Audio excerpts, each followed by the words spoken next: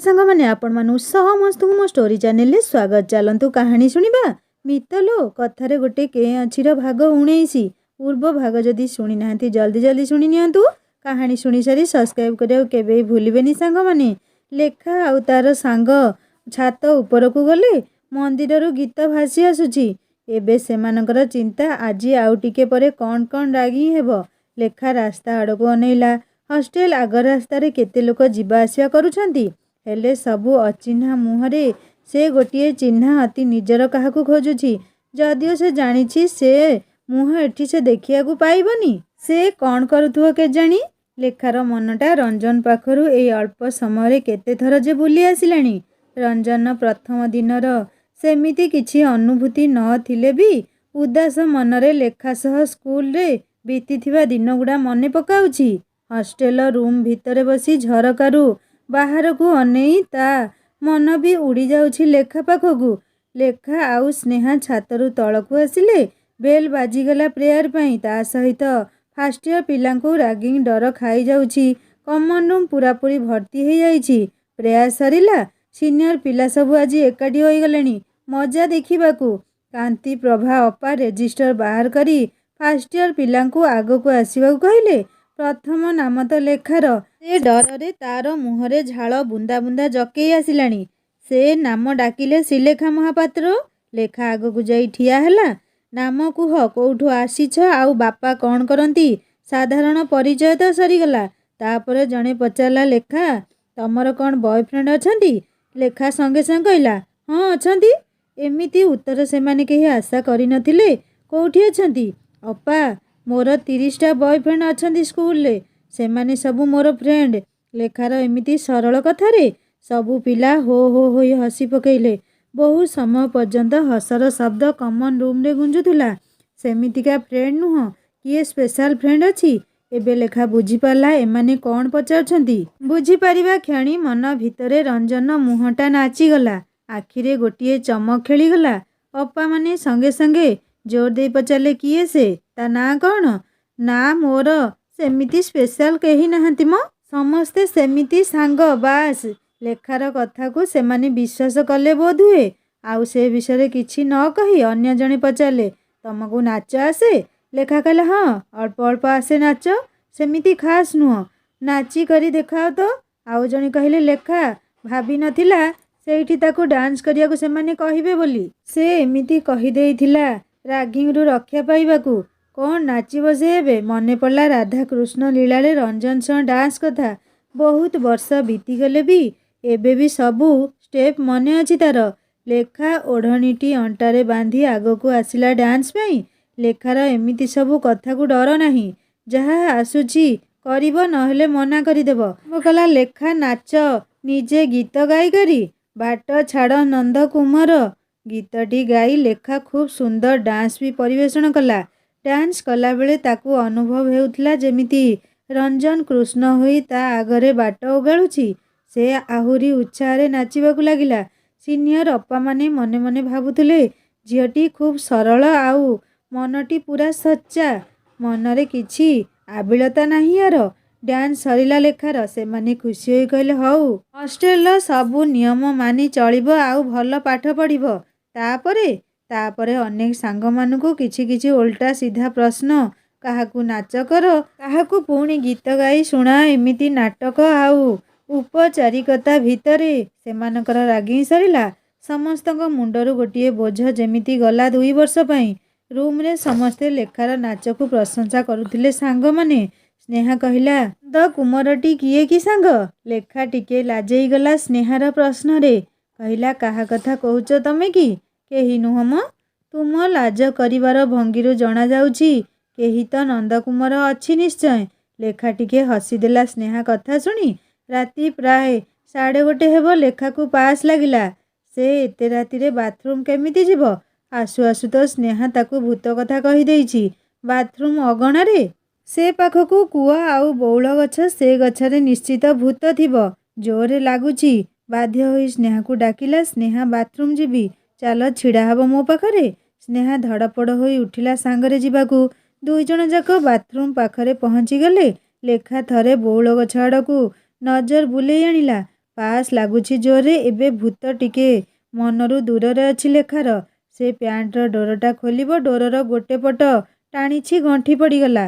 ଆଉ ସେଇ ସମୟରେ ବଉଳ ଗଛର ଡାଳରୁ ଏମାନଙ୍କ ଶବ୍ଦ ଶୁଣି ଚଢ଼େଇଟିଏ ଉଡ଼ିଗଲା। ଲେଖା ମାଲୋ ବୋଲି ଚିଲେଇ ସ୍ନେହାର ହାତକୁ ଭିଡ଼ି ଧରିଲା। ସ୍ନେହା ଏସବୁ ଟିକେ କମ୍ ବିଶ୍ୱାସ କରେ। ସେ କହିଲା, ସାଙ୍ଗ, ଚଢ଼େଇ ପରା, କାହିଁକି ଡରୁଛ? ମୋ ପ୍ୟାଣ୍ଟରେ ଡୋରରେ ଗଣ୍ଠି ପଡ଼ିଯାଇଛି ମ। କେମିତି ଯିବି? ବହୁ ଜୋରରେ ବି ପାସ୍ ଲାଗୁଛି। ସ୍ନେହା ବହୁ ଚେଷ୍ଟା କରି ଗଣ୍ଠିଟି ଖୋଲିବାରେ ସମର୍ଥ ହେଲା। ଲେଖା ଭିତରକୁ ଯାଇ ପାସ୍ ବସି ଆସି ବାହାର ନଳରୁ ଗୋଡ଼ ଧୋଉଛି। କେମିତି ଗୋଟେ କେହି ଚାଲିବାର ପାଦ ଶବ୍ଦ ଆସିଲା। ତାପରେ ପାଉଁଜି ଶବ୍ଦ, ଛମ୍ ଛମ୍। ଏଥର ସ୍ନେହା ବି ଡରିଗଲା। ଦୁହେଁ ହାତ ଧରାଧରି ହୋଇ ସିଧା ରୁମ୍ରେ ଏକ ନିଶ୍ୱାସରେ ପହଞ୍ଚିଲେ। ଦୁହେଁ ଦୁହିଁଙ୍କ ମୁହଁକୁ ହତବାକ୍ ହୋଇ ଚାହିଁଥିଲେ। ଲେଖା କହିଲା, ସ୍ନେହା, କିଏ ସେଠି ଏତେ ରାତିରେ? ଭୂତ ଛଡ଼ା ଆଉ କେହି ନୁହଁ। ଆଉ ରାତିରେ ସେପଟେ ଯିବାନି କେବେ। ରୁମ୍ରେ ବାକି ପିଲା ଶୋଇଛନ୍ତି। ଏ ଦୁଇଜଣ ଭୂତର ଅସ୍ତିତ୍ୱ ଅନୁଭବ କରିଛନ୍ତି ଭାବି ଡରରେ ଅଧା ପ୍ରାଣ ହେଲାଣି। ୟା ଭିତରେ ଗୋଟେ ସପ୍ତାହ ବିତିଗଲାଣି। ଆଜି ଶନିବାର, କାଲି ଛୁଟି। ଲେଖାର ମଉସା ଆସିଛନ୍ତି ଲେଖାକୁ ତାଙ୍କ ଘରକୁ ନେବା ପାଇଁ। ଲେଖା ଖୁସିରେ ଯିବା ପାଇଁ ବାହାରି ପଡ଼ିଲା। କାରଣ ଅନ୍ୟ କିଛି। ଆଜି ଶନିବାର, ରଞ୍ଜନ କାଳେ ତା ବାପାଙ୍କ ଭଡ଼ା ଘରକୁ ଆସିଥିବ। ଲେଖା ଫୋନ୍ରେ ଟିକେ କଥା ହେବ ତା ସହ। ସେଥିପାଇଁ ସେ ଖୁବ୍ ଖୁସିରେ ଯିବାକୁ ବାହାରିଛି। ସ୍ନେହା ଟିକେ ମୁହଁ ଶୁଖେଇଛି ଲେଖା ଚାଲି ଯାଉଥିବାର ଦେଖି। ଲେଖା କହିଲା, ସାଙ୍ଗ, ମନ ଦୁଃଖ କରନି। ଯିବାର କାରଣ ଅଛି, ସମୟ ହେଲେ କହିବି। ଲେଖା ଏତିକି କହି ରୁମ୍ ପିଲାଙ୍କୁ ବାଏ କହି ମଉସାଙ୍କ ସହ ତାଙ୍କ ଘରକୁ ଆସିଲା। ମଉସାଙ୍କ ପୁଅ ଦୁଇଜଣ ଲେଖାକୁ ପାଖରେ ପାଇ ନାନୀ ନାନୀ ବୋଲି କେତେ ଗେଲ ହୋଇଗଲେ। ଲେଖାର ମାଉସୀ କହିଲେ, କ'ଣ କିଲୋ ମା, ଗୋଟେ ସପ୍ତାହରେ ଏତେ ଶୁଖିଗଲୁ? 2 ବର୍ଷ ପରେ କ'ଣ ହେବ ଅବସ୍ଥା? ନାନୀ, କ'ଣ କହିବ ମୋତେ? ମାଉସୀ, ହଷ୍ଟେଲ ଖାଇବା ଜମା ବି ଭଲ ନୁହଁ। ମୁଁ ଜମା ଖାଇପାରୁନି ସେଠି। ତୁ ଆମ ଘରକୁ ପଳେଇ ଆସେ, ହଷ୍ଟେଲରେ ରହିବା ଦରକାର ନାହିଁ, କହିଲେ ଲେଖାର ମାଉସୀ। ନା, ଧୀରେ ଧୀରେ ଠିକ୍ ହେଇଯିବ ଯେ, ସବୁ ଅଭ୍ୟାସରେ ପଡ଼ିଯିବ। ରାତି ହେଲାଣି। ଲେଖାର ମଉସା ବାହାରକୁ ଯାଇଛନ୍ତି। ମାଉସୀ ବି ନାହାନ୍ତି। ପିଲା ଦୁଇଜଣ ନିଜ ନିଜ ଖେଳରେ ବ୍ୟସ୍ତ। ଲେଖା ଭାବୁଛି ଥରେ ଫୋନ୍ କରି ଦେଖିବି। ଯଦି ରଞ୍ଜନ ଉଠେଇବ କେମିତି? ସେ ସେଠାରେ ଅଛି ଜାଣିଗଲେ ଚିନ୍ତା ଯିବ। ସେ ନମ୍ବର ଡାଏଲ୍ କଲା, ରିଙ୍ଗ୍ ବି ଯାଉଛି। ସେପଟୁ କିଏ ଜଣେ କହିଲା, ହ୍ୟାଲୋ। ଲେଖା ଏବେ କ'ଣ କରିବ? ଇଲୋ ବୋପାଲୋ, କିଏ ଫୋନ୍ ଉଠେଇଲା? ଲେଖା କେତେ ଚେଷ୍ଟା କରି ଫୋନ୍ ଲଗେଇଲା, କିନ୍ତୁ ସେପଟୁ ହାଲୋ ଶୁଣି ଲେଖା କ'ଣ କରିବ କିଛି ବି ତା ମୁଣ୍ଡରେ ପଶୁନି।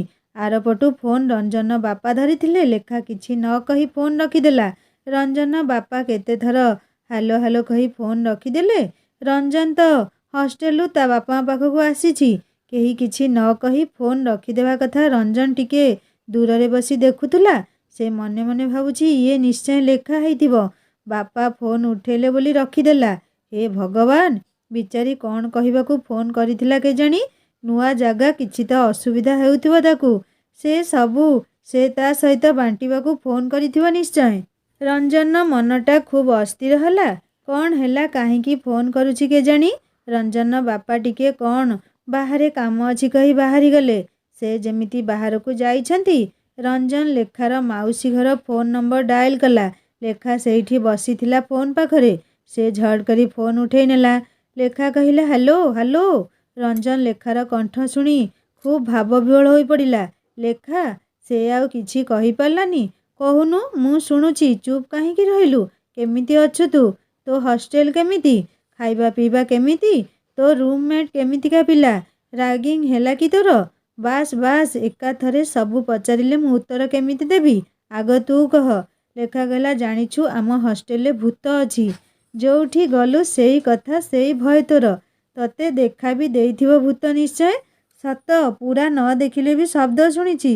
ଭାକ୍, ଫାଲତୁ କଥା କହିବୁନି। ତୋତେ କେତେଥର କହିଛି ନା, ଭୂତ ଏମିତି କିଛି ନାହିଁ ବୋଲି। କ'ଣ ପାଇଁ ଏମିତି ଡରୁଛୁ? ତୁ ବିଶ୍ୱାସ କରିନି ବୋଲି ମୁଁ କିଛି କହୁନଥିଲି। ରଞ୍ଜନ ଟିକେ ଚୁପ୍ ହୋଇଗଲା। ପଚାରିଲା, ତୋ ହଷ୍ଟେଲରେ ଖାଇବା କେମିତିକା? ଲେଖା ଟିକେ ଦୁଃଖୀ ହୋଇ କହିଲା, ଖୁବ୍ ବେକାର। ଖାଇ ହେଉନି, ବହୁତ କଷ୍ଟରେ ଖାଉଛି। ପାଟିକୁ ତ ଭଲ ଲାଗୁନି, ପେଟକୁ ଖାଇବି କେମିତି କହିଲୁ? ସବୁ ହଷ୍ଟେଲ ସେଇଆରେ।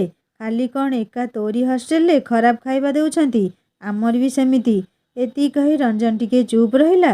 ଲେଖା ପଚାରିଲା, କ'ଣ ହେଲା? ଚୁପ୍ ହେଇଗଲୁ ଯେ, କ'ଣ ହେଲା ତୋର? ନା କିଛି ନାହିଁ, କହ। ରାଗିଂ ହେଲା ତମର? ଆରେ ମୋତେ ପଚାରିଲେ ବୟଫ୍ରେଣ୍ଡ ଅଛନ୍ତି ତମର? ମୁଁ କହିଲି ହଁ, 30 ଜଣ ସ୍କୁଲରେ ଥିଲେ। ସବୁ ହୋ ହୋ ହୋଇ ହସିଲେ। ରଞ୍ଜନ ଲେଖା କଥା ଶୁଣି ମୁଣ୍ଡରେ ହାତ ଦେଇଦେଲା। ହେ ଭଗବାନ, ତୁ କେବେ ବୁଝିବୁ କହିଲୁ? ଏମିତିରେ କ'ଣ କହେ ତତେ ମୁଁ ବୁଧୁ ବୋଲି? ହଁ ହଁ, ମୁଁ ନ ବୁଝେ ଯା, ତୁ ଭାରି ବଡ଼ ପିଲା ହୋଇଯାଉଛୁ ନହେଲେ ଆଉ। ଲେଖା ଟିକେ ଦୁଃଖୀ ହୋଇ କହିଲା, ଆରେ ତୋ ସହ କଥା ହେଇପାରିବିନି। ଏବେ ପଢ଼ା ଜୋରସୋରରେ ଚାଲିଲାଣି। ଟ୍ୟୁସନ୍ ଯିବି, ଆଉ ଏଠିକି ଆସିପାରିବି କି ନାହିଁ ତତେ ଫୋନ୍ ବି କରିପାରିବିନି। ରଞ୍ଜନ ଲେଖା କଥା ଶୁଣି କହିଲା, ହଉ ତୁ ମନ ଦେ ପଢ଼ାରେ। ଆଉ କିଛି କହିବୁ? କୋଉ କଥା ଯେ? କାହିଁ ନାଇଁ, ଯା ମୁଁ ରଖୁଛି। ଲେଖା ରାଗି କରି ଫୋନ୍ ରଖିଦେଲା। ଲେଖା ମନେ ମନେ ଭାବୁଛି, କେତେ ଥର ପଚାରିଲେଣି, ତା ମନ ଭିତରେ ମୋ ପାଇଁ କ'ଣ କିଛି ନାହିଁ କହିବାକୁ? ତାହେଲେ ମୁଁ କ'ଣ ଖାଲି ସାଙ୍ଗଟିଏ ତାର? ଲେଖା ମନଟା ଧୀରେ ଧୀରେ ଅଭିମାନରେ ଭରିଯାଏ। କେବେ କହିବ ସେ? ନା କେବେ ନୁହଁ। ନିଜକୁ ପ୍ରଶ୍ନ କରେ, ହେଲେ ଉତ୍ତର ତ ରଞ୍ଜନ ପାଖରେ। ମାଉସୀ ଘରେ 2 ଦିନ ରହି ଲେଖା ସୋମବାର ସକାଳେ ସିଧା କଲେଜ ପହଞ୍ଚିଲା। ଆଜିଠୁ ପ୍ରାକ୍ଟିକାଲ ସବୁ ଆରମ୍ଭ ହେବ। ତା ଗ୍ରୁପରେ କିଏ କିଏ ଅଛନ୍ତି ଭାବୁଛି ଲେଖା। ଆଜି ଲେଖାର ଜୁଲୋଜି ପ୍ରାକ୍ଟିକାଲ କ୍ଲାସ୍ ଅଛି। ଦୁଃଖର ବିଷୟ ଥିଲା, ତା ହଷ୍ଟେଲ ପିଲା ଜୁଲୋଜି ପ୍ରାକ୍ଟିକାଲରେ କେହି ନାହାନ୍ତି। ସେ ଏକୁଟିଆ। ପ୍ରାକ୍ଟିକାଲ କ୍ଲାସ୍ ଶେଷରେ ଅଛି। ଏକୁଟିଆ କ୍ଲାସ୍ ପରେ ହଷ୍ଟେଲ ଯିବାକୁ ପଡ଼ିବ। ଆଜି ସୋମବାର, ପ୍ରଥମ ଜୁଲୋଜି ପ୍ରାକ୍ଟିକାଲ କ୍ଲାସ୍। ପିଅନ ଗୋଟେ ଗୋଟେ ମଲା ବେଙ୍ଗ ସମସ୍ତଙ୍କ ଆଗରେ ଟ୍ରେରେ ରଖିଦେଇଗଲା। ତାକୁ ଦେଖି ଲେଖାକୁ ବାନ୍ତି ଆସୁଥିଲା। ମ୍ୟାଡ଼ାମ ସମସ୍ତଙ୍କୁ କହିଲେ, ଏମିତି ନାକ ଟେକିଲେ କ୍ଲାସ୍ରୁ ବାହାର କରିଦେବି। ହାତ ଲଗେଇ ଭଲରେ ଦେଖି ଅବଜରଭେସନ୍ ଲେଖି ଦେଖାଅ ସମସ୍ତେ। ଲେଖା ବହୁତ ଗାଳି ଶୁଣିବା ପରେ ହାତ ଲଗେଇଲା। ଆଉ ନିଜର ଟାସ୍କ ଶେଷ କଲା ବେଳକୁ ପ୍ରାୟ ସବୁ ପିଲା ଚାଲି ଯାଇଥିଲେ। ଲେଖା ପ୍ରାକ୍ଟିକାଲ ସାରି ତଳକୁ ଆସିବା ପାଇଁ ସିଡ଼ି ପାହାଚରେ ତଳକୁ ଆସୁଛି। ଆଗରେ ସେଇ ପିଲା ଯାହାର ଗୋଡ଼ ଖଣ୍ଡିଆରେ ସେ ପ୍ରଥମ ଦିନ ରୁମାଲ ବାନ୍ଧିଥିଲା। ଲେଖା ତାଙ୍କୁ ଦେଖି ବାଟ କାଟି ଜୋରରେ ଯିବାକୁ ବସିଛି। ସେ କହିଲେ, ଶୁଣ, ତମ ରୁମାଲ ନେବନି କି? ଲେଖା ଥରେ ତାଙ୍କ ଆଡ଼େ ଚାହିଁ ଆଗକୁ ଦୌଡ଼ିଲା। ସେ ପିଲାଟି ପଛରୁ ଡାକୁଥାଏ। ଲେଖା ଆଗକୁ ଦୌଡ଼ିବାକୁ ଲାଗିଲା। ପିଲାଟି ପଛରୁ ଡାକୁଥାଏ, ଶୁଣ ଶୁଣ ଶୁଣ ଟିକେ, ତୁମ ରୁମାଲ ନେଇଯାଅ। ଲେଖା ଆଉ ପଛକୁ ନ ଚାହିଁ ଏକା ନିଶ୍ୱାସରେ କଲେଜ ବାଉଣ୍ଡ୍ରି ପାରି ହେଇଗଲା।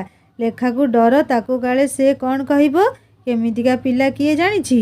ଅସୁବିଧାରେ କଷ୍ଟ ଥିଲା, ସାହାଯ୍ୟ କରିଦେଲି ଗଲା। ଆଉ କାଦୁଅକୁ ଯିବି କାହିଁକି? ଗୋଡ଼ ଧୋଇବି କାହିଁକି? ଲେଖାର ବିଚାର ଏଇଆ। ଆସିବା ବେଳେ ରଞ୍ଜନ ବି ତାକୁ ସାବଧାନ କରିଦେଇଛି, କାହାକୁ ସାହାଯ୍ୟ କରିବାକୁ ଯାଇ ବିପଦରେ ନ ପଡ଼ିବା ପାଇଁ। ସେ ତ ସବୁବେଳେ ଠିକ୍ କଥା ହିଁ କହେ। କିଏ ଜାଣେ ସେ କିଏ, ଭଲ ପିଲା କି ଖରାପ ପିଲା। ଲେଖା ଟିକେ ଦୂର ଯାଇ ପଛକୁ ଫେରି ଅନେଇଲା। ନା, ସେ ପିଲା ପଛରେ ଆସୁନି। ଓହୋ, ବଞ୍ଚିଗଲା ପ୍ରାଣ ଆଉ। ଲେଖା ଖୁବ୍ ଜଲ୍ଦି ଜଲ୍ଦି ଯାଇ ହଷ୍ଟେଲରେ ପହଞ୍ଚିଗଲା। ସ୍ନେହାର କେତେବେଳୁ ପ୍ରାକ୍ଟିକାଲ ସରିଯାଇଥିଲା। ସେ ରୁମ୍ରେ ଲେଖାକୁ ଅପେକ୍ଷା କରିଛି। ସେ ଆସିଲେ ସାଙ୍ଗ ହୋଇ ଖାଇବାକୁ ଯିବେ ବୋଲି। ଲେଖା ପହଞ୍ଚିବା ପରେ ସ୍ନେହା ଖୁସି ହୋଇ କହିଲା, ଲେଖା, ତମେ 2 ଦିନ ହେଲା ମାଉସୀ ଘରକୁ ପଳେଇଥିଲ? ମୋତେ ଜମା ବି ଭଲ ଲାଗୁନଥିଲା। ଚାଲ ଖାଇବାକୁ ଯିବା। ଲେଖାର ଶୁଖି ଯାଇଥିବା ମୁହଁଟାକୁ ଦେଖି ସ୍ନେହା ପଚାରିଲା, କ'ଣ ହେଲା ସାଙ୍ଗ? ଚାଲ ଖାଇବାକୁ ସେଇଠିକୁ ଯିବା। 2 ସାଙ୍ଗ ଖାଇ ବସିଲେ। ସେଇ ଥଣ୍ଡା ଭାତ ଆଉ ତରକାରୀ। ହେଲେ ସେମାନେ ଟିକେ ଟିକେ ଅଭ୍ୟସ୍ତ ହୋଇଗଲେଣି ସେ ଖାଦ୍ୟ ସାଥିରେ। ସ୍ନେହା ପଚାରିଲା, କ'ଣ ହେଇଛି ସାଙ୍ଗ? ଆରେ ସେଇ ପିଲା ଆଜି ଦେଖା ହେଲା, ଯାହା ଗୋଡ଼ରେ ରୁମାଲ ବାନ୍ଧିଥିଲି ପ୍ରଥମ ଦିନ। କ'ଣ କହିଲା ସେ? ନା, ସେ ରୁମାଲ ନେବାକୁ କହୁଥିଲା। ମୁଁ କିଛି ନ ଶୁଣି ସେଠୁ ଏକରକମ ଦୌଡ଼ି ପଳେଇ ଆସିଲି। ସେ କୋଉ ଇୟର ପିଲା ଜାଣିଛ କି? ନା, କିଛି ଜାଣିନି ତା ବିଷୟରେ। ସେ 2 ଜଣ ଖିଆପିଆ ସାରି ରୁମ୍କୁ ଫେରି ପଢ଼ା କାମରେ ବ୍ୟସ୍ତ ରହିଲେ। ସନ୍ଧ୍ୟା ବେଳକୁ ଲେଖା ଆଉ ସ୍ନେହା ଛାତ ଉପରକୁ ନିତିଦିନ ପରି ବୁଲିବାକୁ ଗଲେ। ମାଇକ୍ରୁ ଗୀତ ଭାସି ଆସୁଛି ସବୁଦିନ ପରି। ହେଲେ ଲେଖା ଉଦାସ ଦେଖାଯାଉଛି। କଲେଜରେ ରଞ୍ଜନ ଥିଲେ ତାର କାହାକୁ ବି ଡର ନଥାନ୍ତା। ଛାଡ଼, ଯାହା ନାହିଁ କହି ଲାଭ ବା କ'ଣ? ଲେଖାର ମନ ଦୁଃଖ ଦେଖି ସ୍ନେହା ପଚାରିଲା, ସାଙ୍ଗ, କ'ଣ ଗୋଟେ ତମ ଭିତରେ ଦୁଃଖ ରହୁଛି? ମୋତେ ଯଦି କହିବା କଥା ତ କୁହ। ନା ନା, କିଛି ନାହିଁ ସେମିତି। ଟ୍ୟୁସନ୍ କଥା ଭାବୁଛି। ମ୍ୟାଥ୍ ତ ଅଶ୍ୱିନୀ ସାର୍ଙ୍କ ପାଖରେ ଠିକ୍ ହୋଇଗଲା। ଆଉ ଫିଜିକ୍ସ ଅନୁରାଧା ମ୍ୟାଡ଼ାମଙ୍କ ପାଖରେ। ଅନୁରାଧା ମ୍ୟାଡ଼ାମ? ସେ madam BSc physics lab assistant. ମୋ ବଡ଼ବାପାଙ୍କ ସାଙ୍ଗ, ତାଙ୍କରି ପାଖରେ ଠିକ୍ ଅଛନ୍ତି ସେ। କ୍ଲାସ୍ ପରେ ମୋତେ ସେ ଲ୍ୟାବ୍ରେ ହିଁ ପଢ଼େଇ ଦେବେ।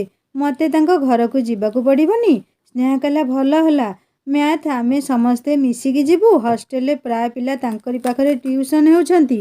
ଲେଖା ଆଉ ଅନ୍ୟ ସାଙ୍ଗମାନଙ୍କର ଆରିଠୁ ମ୍ୟାଥ୍ ଟ୍ୟୁସନ୍ ଅଛି, କିନ୍ତୁ କାଲିଠୁ ଅନୁରାଧା ମ୍ୟାଡ଼ାମ୍ ତାକୁ ଲାବ୍ରେ ପଢ଼େଇବେ ବୋଲି କହିଛନ୍ତି। ରାତିରେ ଲେଖା ନିଜର ସମସ୍ତ ପଢ଼ା ଭଲରେ ଶେଷ କରିଦେଲା। 2-3 ଜଣ ସାଙ୍ଗକୁ ମ୍ୟାଥ୍ ବି ବୁଝେଇଲା, କାରଣ ଲେଖା ପଢ଼ାରେ ଖୁବ୍ ଭଲ ପିଲା। ଶୋଇବା ପୂର୍ବରୁ ସ୍ନେହା କହିଲା, ସାଙ୍ଗ ରାତିରେ ଆଉ ପାସ୍ ଉଠିବୁନି, ଭୂତ। ଲେଖାର ସେଦିନ ରାତିର ଭୂତର ପାଉଁଜି ଶବ୍ଦ ମନେ ପଡ଼ିଗଲା। କହିଲା, ନାଇଁ ବାବା, ଆଉ ନାଇଁ, ଆଉ ବିଲକୁଲ ବି ପାସ୍ ଉଠିବିନି। ଶୋଇଲା ଲେଖା। ହେଲେ ତା ଆଖିରେ ନିଦ ଆସିବା ପୂର୍ବରୁ ରଞ୍ଜନ ସ୍ମୃତିଟା ଟିକେ ଉଙ୍କି ମାରିଯାଏ। ତା ସହିତ ତା ଉପରେ ରାଗ ଆଉ ଅଭିମାନ ଗୋଟେ ବହଳ ଆସ୍ତରଣ ବି ଛାଇ ହୋଇଯାଏ। କେମିତିକା ପିଲା କେଜାଣି, କିଛି ବି ଜାଣିନି ବୁଦ୍ଧୁ କୋଉଠିକାର। ମତେ ପୁଣି କହିବ ଛୋଟ ପିଲା ବୋଲି। ଆସିବା ପୂର୍ବରୁ ଥରେ ତ କହିଥାନ୍ତା, ଖା ତୁ ମତେ ଖୁବ୍ ଭଲ ଲାଗୁ, ଏତିକି ବି ଚଳିଥାନ୍ତା। ରଞ୍ଜନ ଉପରେ ରାଗି ଅଭିମାନ କରି ଶୋଇବାକୁ ପ୍ରତି ରାତି ଚେଷ୍ଟା କରେ ଆଜିକାଲି ଲେଖା। ଆଜି ବି କେତେବେଳେ ନିଦ ଆସିଯାଇଛି ସେ ଜାଣିପାରିନି। ଗତାନୁଗତିକ ରାତି ପାହିଲା, ପୁଣି କଲେଜ। ସେଇ ଟାଇମ୍, ସେଇ ସବୁ। କଲେଜରେ ସବୁ କ୍ଲାସ୍ ସାରି ପ୍ରାକ୍ଟିକାଲ ସାରି ଲେଖା BSc ଫିଜିକ୍ସ ଲ୍ୟାବ୍ରେ ପହଞ୍ଚିଲା। ଅନୁରାଧା ମ୍ୟାଡ଼ାମଙ୍କ ପାଖରେ ଆଜିଠୁ ସେ ଫିଜିକ୍ସ ପଢ଼େଇବେ। ଲେଖା ମ୍ୟାଡ଼ାମଙ୍କୁ ନମସ୍କାର କରି ଠିଆ ହେଲା। ମ୍ୟାଡ଼ାମ ତାକୁ ବସିବାକୁ କହି ନିଜେ ଗୋଟିଏ ଚେୟାର ଟାଣି ବସି ପଡ଼ିଲେ। ଲେଖା ଲ୍ୟାବ୍ ଦେଖୁଛି। ସେଇଟା ଲାଇଟ୍ ପାଇଁ ଲ୍ୟାବ୍। ସେଠି ଅଧା ଡାର୍କ ରୁମ୍ ଆଉ ଅଧାରେ ଟେବୁଲ ଚେୟାର ପଡ଼ିଛି ଟିଚରମାନଙ୍କ ପାଇଁ। ଲେଖା ଗ୍ଲାସ୍ ଦେଇ ଡାର୍କ ରୁମ୍ ଆଡ଼େ ଅନେଇଲା। 7-8 ଜଣ ପିଲା ତା ଭିତରେ ପ୍ରାକ୍ଟିକାଲ କରୁଥିଲେ। ଲେଖାର ସେଦିନ ଇଣ୍ଟ୍ରୋଡକ୍ସନ୍ ହେଲା ମ୍ୟାଡ଼ାମଙ୍କ ସହ। ଅଳ୍ପ କିଛି ପଢ଼େଇ ସେ ତା ବଡ଼ବାପାଙ୍କ କଥା, ବାହାଘର ବିଷୟରେ ଜାଣିବାକୁ ପଚାରିଲେ। ଡାର୍କ ରୁମ୍ ଭିତରୁ ପିଲାଟିଏ ବାହାରି ମ୍ୟାଡ଼ାମଙ୍କ ପାଖକୁ କ'ଣ ପଚାରିବାକୁ ଆସିଲା। ଲେଖା ସେ ପିଲାକୁ ଦେଖି ଡର ତଥା ଆଶ୍ଚର୍ଯ୍ୟଚକିତ ହୋଇଗଲା। ଆଉ ସେ ପିଲା ଯେମିତି ଲେଖାକୁ ମ୍ୟାଡ଼ାମଙ୍କ ପାଖରେ ବସିଥିବା ଦେଖିଲା, ମୁହଁରେ କେମିତି ଗୋଟେ ଆନନ୍ଦର ଲହରୀ ଖେଳିଗଲା ତାର।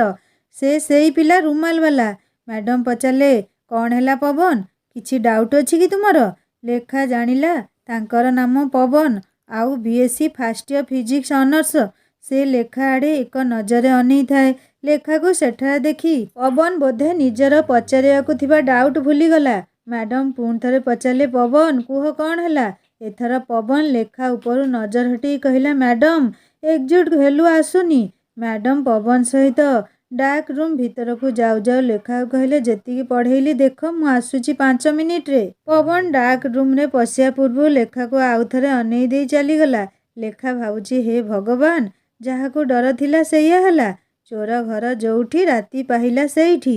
ମ୍ୟାଡ଼ାମ 5 ମିନିଟ୍ ପରେ ବାହାରକୁ ଆସିଲେ। ଲେଖାକୁ କହିଲେ, କାଲିଠୁ ଆଉ ଟିକେ ଶୀଘ୍ର ଆସିବ, ସମୟ ବହୁତ କମ୍ ଆଉ ସିଲାବସ୍ ଅଧିକ। ମ୍ୟାଡ଼ାମ ବାହାରକୁ ଚାଲିଗଲେ। ଲେଖା ବି ନିଜର ବହି ଗୋଟେଇ ବାହାରକୁ ବାହାରୁଛି। ପବନ ପଛରୁ ଡାକିଲା, ଶୁଣ ଟିକେ। ଲେଖା ଭାବୁଛି, ଆଉ ଲୁଚିଲେ ଲାଭ କ'ଣ? ସେ ଠିଆ ହେଲା। ତମର ରୁମାଲ ମୋ ପାଖରେ ରହିଯାଇଛି ସେଇ ଦିନଠୁ, ନେବନି କି? ତୁମକୁ ଥ୍ୟାଙ୍କ୍ୟୁ ବି କହିବାର ଥିଲା ସେଦିନର ହେଲ୍ପ ପାଇଁ। ଥ୍ୟାଙ୍କ୍ସ, ଠିକ୍ ଅଛି, ମୁଁ ଆସୁଛି ଏଥର, କହିଲା ଲେଖା। ଉସ୍ ଦିନ କେ ଲିଏ ଭେରି ଭେରି ଥ୍ୟାଙ୍କ୍ସ। ଲେଖା ଭାବୁଛି, ଇଏ କୋଉଠିକାର ପିଲା କେଜାଣି, ଓଡ଼ିଆ କେମିତି ଟେଢ଼ା ଟେଢ଼ା କହୁଛି, ପୁଣି ହିନ୍ଦୀରେ ଧନ୍ୟବାଦ ଦେଲାଣି। ଲେଖା ପୁଣି ମୁହଁ ଖୋଲିଲା, କହିଲା, ଠିକ୍ ଅଛି, ମୁଁ ଏବେ ଆସୁଛି। ରହୁଛ କୋଉଠି ତୁମେ? ମୁଁ ଏବେ ହଷ୍ଟେଲରେ ରହୁଛି। ମୁଁ ନେଇ ତୁମକୁ ସାଙ୍ଗରେ ଛାଡ଼ିଦେବି, ରୁହ। ସବୁ ପିଲା ଏବେ ଚାଲିଗଲେଣି। ଲେଖା ସଙ୍ଗେ ସଙ୍ଗେ କହିଲା, ନା ନା, ମୁଁ ଚାଲିଯିବି। ଲେଖା ଆଉ କିଛି ନ କହି ଏକ ମୁହାଁ ହୋଇ ସେଇ ପ୍ରେମ ଗଳି ଦେଇ ତଳକୁ ଆସିଲା। ତା ଯିବା ବାଟକୁ ପବନ ଏକ ଲୟରେ ଚାହିଁ ରହିଥିଲା। ଆଜି ଲେଖା ପ୍ରେମ ଗଳିର କାନ୍ଥକୁ ଅନେଇଲା ନାହିଁ। ପଛରେ ପବନ ଠିଆ ହୋଇଥିଲା। ହଷ୍ଟେଲରେ ଦୁଇ ସାଙ୍ଗ ଲଞ୍ଚ ଖାଇସାରି ଆଉ ନ ଶୋଇ ଛାତ ଉପରେ ଥିବା ହଲ୍କୁ ପଢ଼ିବା ପାଇଁ ଚାଲିଗଲେ। ରୁମ୍ରେ 10 ଜଣ ପିଲା। ଟିକେ ଟିକେ କଥା କହିଲେ ବି ଖୁବ୍ ଅସୁବିଧା ହେଉଛି। ତେଣୁ ସ୍ନେହା ଆଉ ଲେଖା ନିଜର ପଢ଼ା ଶେଷ କରିବାକୁ ଛାତ ଉପରେ ଥିବା ହଲ୍କୁ ପଢ଼ିବା ପାଇଁ ଚାଲିଗଲେ। 2 ଘଣ୍ଟା ଅନବରତ ପଢ଼ିବା ପରେ ଆଜିର କାମ ଶେଷ ହେଲା। ଦୁଇ ସାଙ୍ଗ ଛାତ ଅଗଣାକୁ ଆସି ସେଇ ଅଚିହ୍ନା ଫୁଲଗଛ ପାଖରେ ଆସି ଠିଆ ହେଲେ। ସ୍ନେହା ପଚାରିଲା, ଫିଜିକ୍ସ ପଢ଼େଇଲେ ମ୍ୟାଡ଼ାମ? କେମିତି ପଢ଼ଉଛନ୍ତି? ହଁ, ପଢ଼େଇଲେ, ଆଉ ଭଲ ବୁଝଉଛନ୍ତି ସେ, କୌଣସି ଅସୁବିଧା ନାହିଁ। ହେଲେ କ'ଣ ହେଲା? ଲେଖା ଦୁଃଖୀ ହୋଇ କହିଲା, ସେ ପିଲା ବି BScର ଫାର୍ଷ୍ଟ ଇୟର ଫିଜିକ୍ସ ଅନର୍ସରେ। ସେ ଆଜି ସେଇଠି ଥିଲା। ମତେ ଖାଲି ଲୁଚେଇ ଲୁଚେଇ ଦେଖୁଥିଲା। ଆସିଲା ବେଳକୁ ମୋତେ ହଷ୍ଟେଲ ଛାଡ଼ିବାକୁ ଆସିବ ବୋଲି କହୁଥିଲା। ସତରେ? ହଁ ସାଙ୍ଗ, ସେଇଥିପାଇଁ ସେଦିନ ସେ ଡାକୁଥିଲେ ବି ଶୁଣି ନଥିଲି ମୁଁ। ମୋତେ ରନ୍ ଓ ମାଇ ଗଡ୍। ଲେଖା ଚୁପ୍ ହୋଇଗଲା କଥା ପୂରା ନ କରି। ସେ ପିଲା ନାମ କ'ଣ? ତା ନାମ ପରା ପବନ। କ'ଣ କହିଲ? ପବନ? ଇରେ ବାବାରେ ପବନ। ଆରେ ସେ କିଏ ଜାଣିଛ ସାଙ୍ଗ? ନା, କ'ଣ ହେଲା? ସେ ପରା ଏ ବର୍ଷର କଲେଜ ଟପର। ଓଡ଼ିଶାର 8 ନମ୍ବର ପୋଜିସନରେ ଅଛି ସେ। ତା ନାମ ପବନ କୁମାର ମିଶ୍ରା। ମୁଁ ଯେଉଁଦିନ ଆଡ଼ମିସନ୍ ପାଇଁ ଆସିଥିଲି ସେଇଦିନ ନୋଟିସ୍ ବୋର୍ଡ଼ରେ ତାର ଫଟୋ ନାମ ଦେଖିଥିଲି। ସେ ଫିଜିକ୍ସ ଅନର୍ସ ନେଇ ପଢ଼ୁଛି। ସେଇ ପିଲା। ପବନ ବିଷୟରେ ଜାଣି ଲେଖା ମନରୁ ତା ପ୍ରତି ଥିବା ବଦମାସର ଛାପଟା ଝଟ୍ କରି ଉଭେଇଗଲା। ଏତେ ଭଲ ଯିଏ ପାଠ ପଢ଼ୁଛି ସେ ବଦମାସ ହେଇ ନଥିବ। ସେ ତାକୁ ଥ୍ୟାଙ୍କ୍ସ ଦେବା ପାଇଁ ତାକୁ ଡାକୁଥାଇପାରେ। ଲେଖା ମନେ ମନେ ଭାବୁଛି। ସନ୍ଧ୍ୟାର ଭଜନ ପୁଣି କାନରେ ବାଜିଲାଣି। ଲେଖା ସ୍ନେହା ରୁମ୍କୁ ଆସିଲେ। ବାକି ସାଙ୍ଗମାନେ ସେ ଦୁଇଜଣଙ୍କୁ ଥଟ୍ଟା କରି କହିଲେ, କ'ଣ ତମେ ଦୁଇଜଣ ଅଲଗା ରୁମ୍ରେ ଦେଖାଯାଉନ? କେତେ ପାଠ ପଢ଼ୁଛ ଯେ? ରାତିସାରା ଆଜି ଲେଖାକୁ ନିଦ ନାହିଁ କାହିଁକି କେଜାଣି? ଜମା ବି ନିଦ ହେଲାନି। ଆଜି ଘର କଥା ଖୁବ୍ ମନେ ପଡ଼ୁଛି ତାର। ଜେଜେମା, ନନ୍ଦୁ, ଦୀପା କଥା ଭାବି ସେ ଉଠି ବସିଲା। ଅନ୍ୟମାନେ ସବୁ ଶୋଇପଡ଼ିଛନ୍ତି। ସଙ୍ଗାତ ଶୁଭଶ୍ରୀ କଥା ଆଜି ଭାରି ମନକୁ ଆସୁଛି। ବିଚାରୀ ସେକେଣ୍ଡ ଡିଭିଜନ ପାଇଲା ବୋଲି ସେଇ ଗାଁ କଲେଜରେ ପଢ଼ୁଛି। ଦେଖା ହେଲେ କେତେ ଅଭିମାନ କରିବ ସେ। ଗାଁ କଥା ମନେ ପଡ଼ିବ ଆଉ ଲେଖା ମନ ଭିତରୁ ରଞ୍ଜନ ଧସେଇ ପଶି ନ ଆସିବ ବୋଲି କିଛି ମାନେ ନାହିଁ। ରଞ୍ଜନ କଥା ମନକୁ ଆସିବା କ୍ଷଣି ଲେଖା ରାଗ ଆଉ ଅଭିମାନରେ ତାକୁ ଦୂରକୁ ଫିଙ୍ଗିବାକୁ କେତେ ଚେଷ୍ଟା କଲା, ହେଲେ ପାରିଲାନି। ଆଖି ବୁଜି ଶୋଇବାକୁ ଚେଷ୍ଟା କଲା। ଆଉ ଯେତେବେଳେ ଆଖି ଖୋଲିଲା ସାମ୍ନାରେ ସ୍ନେହା କହୁଛି, ଆଜି କଲେଜ ଯିବନି କି? ଡେରି ହେଲାଣି ପରା, ଉଠ। ବାଥରୁମ୍ ସବୁ ଭିଡ଼, ଯାଅ ଜଲ୍ଦି। ଲେଖା ଧଡ଼ପଡ଼ ହୋଇ ଉଠି ଗାଧେଇବାକୁ ଦୌଡ଼ିଲା। ରୁମ୍ ପିଲା ଡେରି ହେବାରୁ କ୍ଲାସ୍ ପଳେଇଥିଲେ। ଲେଖା ସ୍ନେହା ଆଜି ଦୁଇଜଣ ଡେରିରେ କ୍ଲାସ୍ରେ ପହଞ୍ଚିଲେ। ଆଜି ଲେଖାର ପ୍ରାକ୍ଟିକାଲ ନାହିଁ। ସେ କ୍ଲାସ୍ ସାରି ସିଧା ଅନୁରାଧା ମ୍ୟାଡ଼ମଙ୍କ ପାଖକୁ ପଢ଼ିବା ପାଇଁ ଲ୍ୟାବ୍କୁ ଗଲା। ମ୍ୟାଡ଼ମ ପିଲାକୁ ପ୍ରାକ୍ଟିକାଲ ଶିଖାଉଥିଲେ। ଲେଖା ସେଇଠି ବସି ମ୍ୟାଡ଼ମଙ୍କ ଆସିବା ଯାଏ ଅପେକ୍ଷା କଲା। କ୍ଲାସ୍ ସେପାଖରୁ ଲେଖା ଦେଖିଲା ପବନ ତାକୁ ଅନେଇଛି। ଲେଖା ଆଖିରେ ଆଖି ପଡ଼ିବା କ୍ଷଣି ସେ ଅନ୍ୟ ଆଡ଼େ ଦେଖିବାକୁ ଲାଗିଲା। ଟ୍ୟୁସନ୍ ସାରି ଲେଖା ଏକୁଟିଆ ହଷ୍ଟେଲ ଆସୁଛି। ଆଜି ବି ପବନ ତା ପଛେ ପଛେ ଆସୁଥିବାର ଲେଖା ଦେଖିଲା। ଏତେ ଭଲ ପିଲା, ଏଇ କି ବୁଦ୍ଧି କେଜାଣି? ଆଜି ପୁଣି କ'ଣ କହିବ କେଜାଣି? ସେ ଲେଖା ପାଖରେ ପହଞ୍ଚି କହିଲା, କ୍ୟା ହୁଆ? ମୋତେ ଡରୁଛ କ'ଣ ପାଇଁ? ମୋତେ ଓଡ଼ିଆ ଆସେନି ଭଲ। ଏବେ ଏବେ ମୁଁ ନୂଆ ନୂଆ ଶିଖୁଛି। ଲେଖା ତାକୁ ପ୍ରଶ୍ନିଳ ଆଖିରେ ଚାହିଁଲା। ପବନ ତାର ପ୍ରଶ୍ନ ବୁଝିପାରି କହିଲା, ମେରା ଘର ବିହାର ପାଟନା ମେ। ତମକୁ ଫାର୍ଷ୍ଟ ଇୟର ନୋଟ୍ସ ଦରକାର ତ ମୋଠୁ ନେଇପାର। ପବନ ଲେଖାକୁ ନିଜର ନୋଟ୍ସ ଦେବା ପାଇଁ ଜାଣି ମନେ ମନେ ଖୁସି ହେଲା। ଲେଖା ଏତେ ଭଲ ଷ୍ଟୁଡେଣ୍ଟ, ନୋଟ୍ସ ବି ସେମିତି ଭଲ ହେଇଥିବ। ମନା କାହିଁକି ବା ସେ କରିବ? ଲେଖା କହିଲା, ଆପଣଙ୍କ ପାଖରେ ଅଛି ଯଦି ଦେବେ। କାଲ ଆଓଗି ଟ୍ୟୁସନ୍? ଉସ୍ ଟାଇମ୍ ଲେ ଲେନା। ୟା ଭିତରେ ପଢ଼ାପଢ଼ି ଖୁବ୍ ଜୋରସୋରରେ ଚାଲିଲାଣି। ମ୍ୟାଥ୍ ଟ୍ୟୁସନ୍ ସପ୍ତାହରେ 3 ଦିନ ଆଉ ମ୍ୟାଡ଼ମଙ୍କ ପାଖରେ ସବୁଦିନ ଫିଜିକ୍ସ ପଢ଼ିବାକୁ ଲେଖାକୁ ଆସିବାକୁ ପଡ଼ୁଛି। ଲେଖା ଫିଜିକ୍ସ ଲ୍ୟାବ୍ରେ ବସିଛି, ମ୍ୟାଡ଼ମ ନାହାନ୍ତି। ଲେଖାକୁ ଦେଖି ପବନ ପ୍ରାକ୍ଟିକାଲରୁ ବାହାରି ନିଜର ନୋଟ୍ସ ଗୁଡ଼ା ବଢ଼େଇ ଦେଲା। अच्छे से पढ़ लेना, जो समझ नहीं आए तो पूछ सकती हो। ठीक अच्छी। नाम क्या है तुम्हारा? अब तक नाम नहीं बताया। ଶ୍ରୀଲେଖା। ଲେଖାର ମୁହଁରୁ କହିବା ସରି ନାହିଁ। ମ୍ୟାଡ଼ମ ଭିତରକୁ ପଶି ଆସିଲେ। ପବନକୁ ଦେଖି ମ୍ୟାଡ଼ମ କହିଲେ, ତମ ପାଖରେ ଗୋଟେ କାମ ଅଛି ପବନ। ଜି ହଁ ମ୍ୟାମ୍, ବତାଇଏ। ମୁଁ 7 ଦିନ ଛୁଟିରେ ରହିବି। ମୋର ଭୁବନେଶ୍ୱର ଯିବାର ଅଛି। ଲେଖାର ପଢ଼ା ସିଲାବସ୍ ପଛେଇ ଯିବ। ଏତିକି ଦିନ ତୁମେ ଲେଖାକୁ ଟିକେ କ୍ଲାସ୍ ପରେ ପଢ଼େଇ ଦେବ? ପବନ ଖୁସିରେ କହିଲା, ସିଓର ମ୍ୟାମ୍। ମ୍ୟାଡ଼ମ ଲେଖା ଆଡ଼େ ଅନେଇ କହିଲେ, ପବନ ଖୁବ୍ ଭଲ ଷ୍ଟୁଡେଣ୍ଟ, ଆମ କଲେଜର ଟପର। ଫିଜିକ୍ସରେ ତମକୁ କିଛି ଅସୁବିଧା ହେବନି, ସେ ପଢ଼େଇ ଦେବ। କ୍ଲାସ୍ ପରେ ପଳେଇ ଆସିବ। ଲେଖା ମୁଣ୍ଡ ହଲେଇ ହଁ କଲା। ହେ ଭଗବାନ, ମଣିଷ କି ଅଡ଼ୁଆରେ ପଡ଼ିଲା। ଲେଖା ଟିକେ ପବନ ଆଡ଼େ ଅନେଇ ଭାବୁଛି, ଗୋଟେ ସପ୍ତାହ ୟା ପାଖରେ ପଢ଼ିବାକୁ ପଡ଼ିବ। ପବନ ଦେଇଥିବା ନୋଟ୍ସକୁ ଥରେ ଅନେଇଲା। ମ୍ୟାଡ଼ମ କହିଲେ, କାଲିଠୁ କଲେଜ ଇଲେକ୍ସନ କ୍ୟାମ୍ପେନ୍ ଚାଲିବ। ପଢ଼ା କିଛି ହେବନି ଏତେ, ତେଣୁ ପଢ଼ି ନେବାରେ କିଛି ଅସୁବିଧା ନାହିଁ। ହଉ ମୁଁ ଆସୁଛି। ଟେକ୍ କେୟାର ହାର Pawan. Yes ma'am, sure. Madam ଚାଲିଗଲେଣି। ଲେଖା କ'ଣ କରିବ? ଆଜି ପଢ଼ିବ ନା ହଷ୍ଟେଲ ଫେରି ଆସିବ ସେଇ କଥା ଭାବୁଛି। पवन कहला, रोज क्या रही हो, आओ बैठो, पढ़ना नहीं है क्या? लेखार सबु चिंतार परिसमाप्ति घटिला। से पढ़ियाकू बसिला। पवन ता आगरे बही खोली पढ़ेबाकू आरंभ कला। पवन सतरे खूब इंटेलिजेंट। तार बुझेଇବା शैली खूब भल।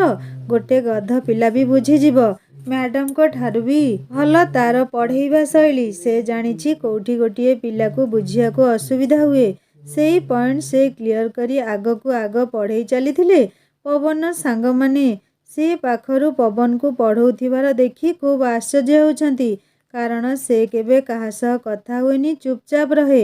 एक तो भाषा प्रोब्लेम, द्वितीय रे से एका एका रहे कॉलेज आसिबा दिनरू। पवन लेखा को पढ़ेई सारी पुणी पचारला, अब तक नाम नहीं बताया तुम्हारा? लेखा, श्रीलेखा। पवन टिके हसी देला। खूब सुंदर नाम। पवन कहिला, अधा हिंदी अधा ओडिया मिसेई। लेखा पवन मिश्रित भाषा शुणी अल्प अल्प हसुची। पवन एबे लेखार हस हस मुह को देखी आखिरे तार गोटे चमक खेलीगला जेमिति। पढ़ा सरिया पर लेखा आसिबाकू रेडी हेउछि। पवन कहिला, रुह मु तुम्हारे साथ आसुची। एथर लेखा हसी पकेइला पवन ओडिया शुणी। मु चाली जीवी, आपण काहींकी व्यस्त होउछंती? लेखा हॉस्टेल जीवाकू लागिला। ता जीवा बाटकू पवन सेमिति एक आशायी आखिरे चाही रहिछि। रातिरे पवन आखिरु निद कुआडे हजि जाइछि। बहुत बहुत दिन परे जेमिति पवन सुखिला ओठरे दुईधार हस फुटिछि।